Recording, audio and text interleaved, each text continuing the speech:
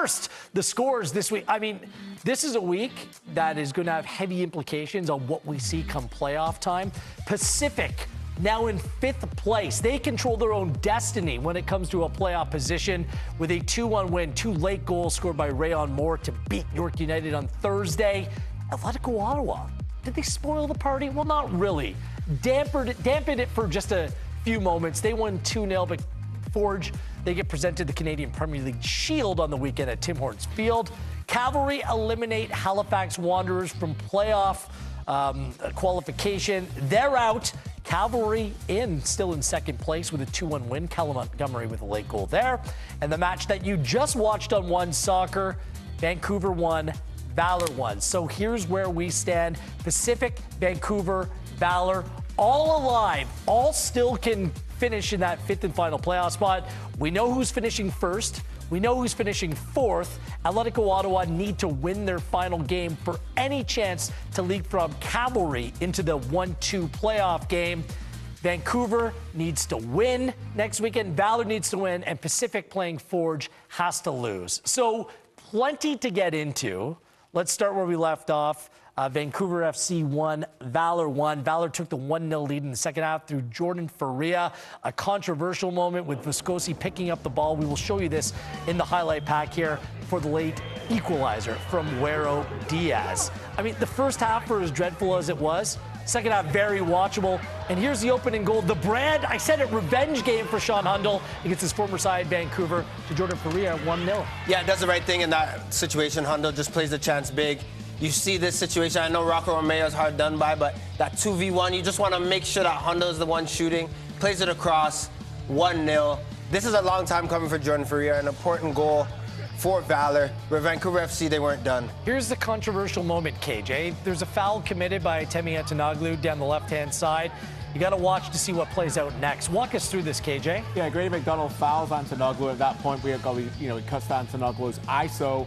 Interested to see what the decision is made by the referee here and whether he actually signals the restart. Facinelli, the defender, goes over to take it. Very often you put the ball down like you got to take it. If you're going to leave it for him, you don't kick it. Diaz initially reacts right away as if it's a live ball. And at that point, Viscosi picks up the ball as if it isn't. So there's a lot to get into in the end. Mr. Suarez decides that it's just a restart. But hard to know to say, did I blow the whistle? Was it to start? But it seems like maybe a little bit of intelligent gamesmanship from Viscosi by picking it up in a difficult spot. Vancouver will play him a little bit of justice here. McDonald down to Guero Diaz. He's now on 10 goals, 1 back in the Golden Boot race. Really good finish by Diaz here. Yeah, a top finish. Doesn't have much room, and a defender's nightmare in Facinelli that goes right between his legs. But great finish, great turn from Diaz. I mean, it was an onslaught late. Valor were completely out of gas. Vancouver came close on multiple occasions, including Batar going over the top. Vasco Fry came close as well for Vancouver. I think he hits the ball really well here. Good block on the line. Alarcon fully committed. Morta Kudus had a great game as well. It's a 1-1 final. I think Viscosi is lucky to not be sent off in that moment, clearly denying a goal-scoring opportunity. There was no one behind him. It's just a little bit of a debate because Viscosi, he was coming to the ball casual, but then he saw Guero Diaz there and decided to pick up the ball. So it might have been a little bit cynical here. But let's deal with the result first. It's 1-1. Does it help either side, KJ? No. Is a 1-1 result good for either one of them? No, absolutely not. It's not. I mean, for me, I'll start with Vancouver. They've been the theme for today. For me, they had it in their control, win the game, and then you go to the capital next week and know that you've got this, you've got that 5th spot. The longer you're in that spot, the more momentum and confidence you get. You're not chasing. It's just psychological, right? They had that opportunity to keep it. They're playing at home against the team below them, and they don't win the game, and in the end, they claw their way back and get a point. I thought McDonald was excellent. He needs to play more. Yeah. They invest a lot in young players in Vancouver. They obviously do a great job of it, but we need to get Grady McDonald on the field a lot more. He's direct. He's very, very brave. He's beyond his years as a 16-year-old, so great to see him on the field. Diaz is always going to find the back of the net and big opportunities, but it's 2 points lost for them. And for Valor, I think the same. They're still mathematically alive, but when you go through it, they have to beat Cavalry at home next week and rely on Pacific losing and rely on Vancouver losing. It's a lot to ask, Jordan. And again, it's the same story. I think that's 3 times in the last 5 games where they've gone up 1-0 and they've drawn 1-1. And Valor are at home, but Cavalry's coming. That's fair to say. Cavalry know that 3 points has them sitting at second and feeling pretty good. Vancouver FC, I guess no team is done down and out, but a win today would just give that momentum and confidence for the next match. And for me, it just feels like a missed opportunity. It seemed like, to the point of McDonald put Tahit in that category, Chung, Saloof, when they made the changes, things decided, there was a marked difference in the way that Vancouver played. Yeah. I kind of have felt like this about this team for quite some time.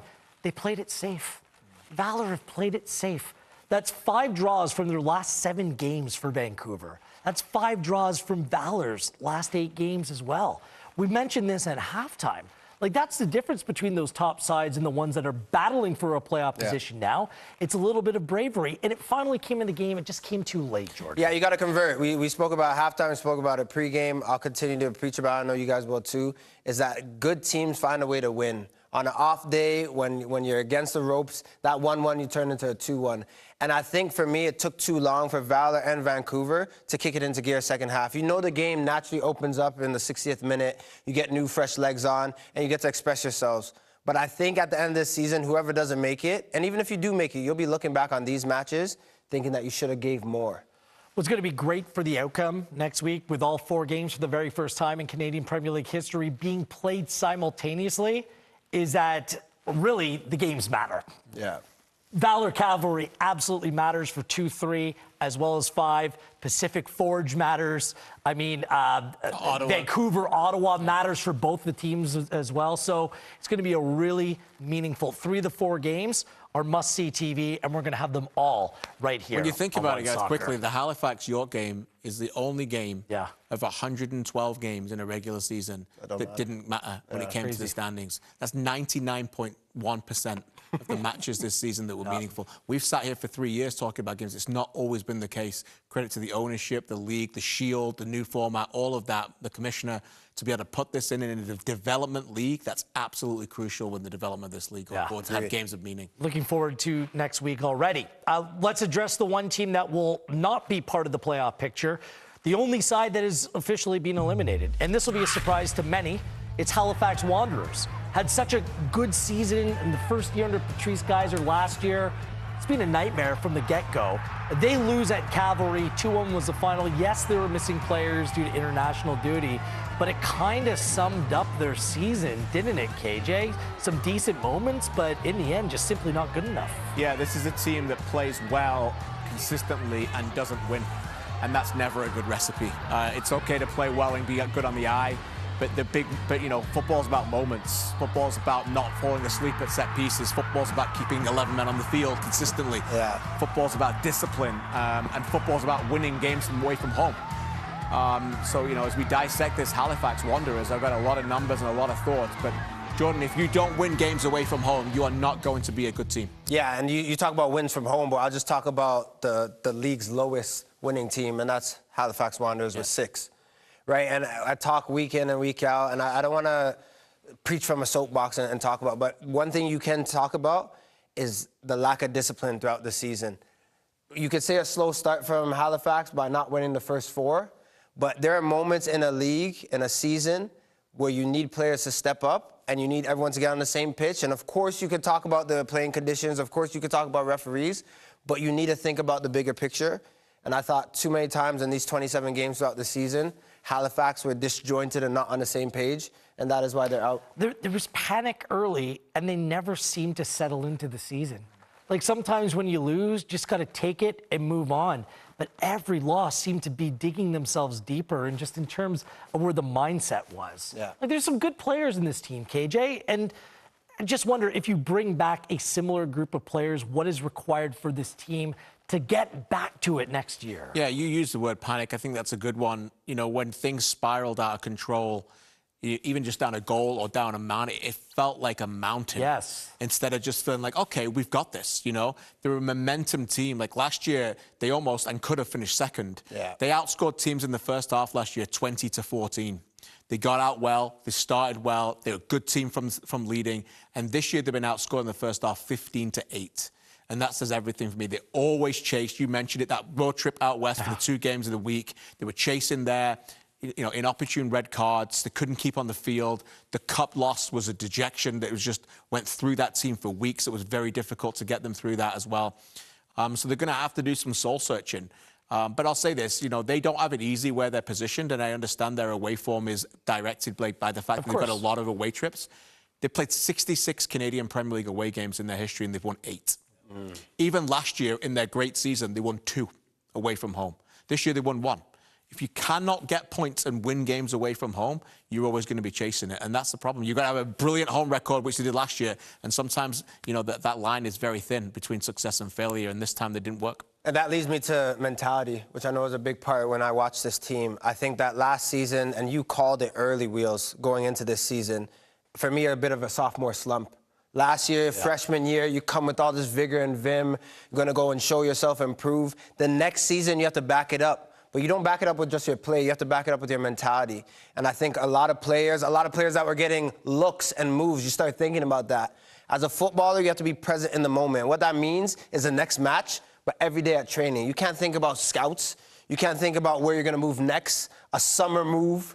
You have to take care of that moment. I think for Patrice Geyser, for Halifax Wanderers going into 2025, finding leaders that care about the now. Eventually, that will lead to moves. Eventually, you might go on and play somewhere else. But you have to take care of that moment. I think for too many times this season, Halifax Wanderers got caught up with everything else and not about their play. That's on the field, right? There are different measures of success quickly. Look, we are all here to talk about the football on the field first. That's where it starts, and that's what we should be doing. The fans want that. But, it's still a terrific market. Yes. And the Canadian Premier League is better when Halifax Wanderers are better. 100%. Best place to play. A fantastic venue. The media market there is growing. They're involved in it. Derek Martin deserves a ton of credit for what they're doing in that area. It's exciting. It's bubbling. This is a setback, but I think what we can see there is the fans care deeply about it. The match day experience is second to none. And they'll be back and they'll be good for it. And they're knowledgeable as well. I think they'll recognize they're not that far off. Mekadiche, Rea, 2 midseason pickups can be foundational pieces for this team. They need a goal scorer, no? Yeah. A couple positions, honestly, they need clear improvement. But I think they'll be A-OK heading into next campaign. On the weekend at Tim Hortons Field, Forge got to celebrate their Canadian Premier League Shield victory. Although they lost the match 2-0 to Atletico Ottawa.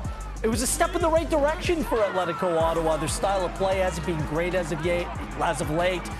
The results maybe covered up some cracks, but this was more like it when it came to Atletico Ottawa today. Best I've seen them play for 27 games in the Canadian Premier League this season. Also, all their stars stepping up, absolutely. This is what you want to see, an early Ollie Bassett assist off a corner, and the man that everyone got excited for to come to the team, Manny Aparicio, scoring a corner. But also, just the way that they put service into the box here. Great initial save by Kaleda. You might want to push it a bit wide, but Salter just being in the right place at the right time off a Didic initial shot on goal. But for me, I think Carlos Gonzalez, this is his 11. Maybe you sacrifice Salter and put Del Campo, but even talking to Ollie Bassett after the match and just seeing how excited he was, getting to play a central position, partnering with Aparicio, you have Tabla kind of off the striker a little bit. That is the way to play if you're going to go and try to find some success this season. Yeah. Singh coming back into the team as well. Great show. KJ, I want your thoughts on Ottawa, but, I mean, that's just the second time that Forge have lost at home in the Canadian Premier League. You just wonder who Forge might want to avoid. Who would be the bigger threat to Forge in that 1-2 game? Would it be Cavalry or would it be Ottawa? I mean, yeah, it's the first time in 16 months they've lost a league game without scoring at home as well. So, I mean, look, we were there. We watched it a lot. It was clearly not the version of Forge that we're used to seeing. They admitted so afterwards. They gave all of the right messages from Winnipeg to now the pregame when we're asking them, can it be a training match? Will you show up? Strong 11. They had a strong 11 and they got beat, right? So, your question is a very good one. I don't think they'll fear anybody. But if I have to give you one, it's them.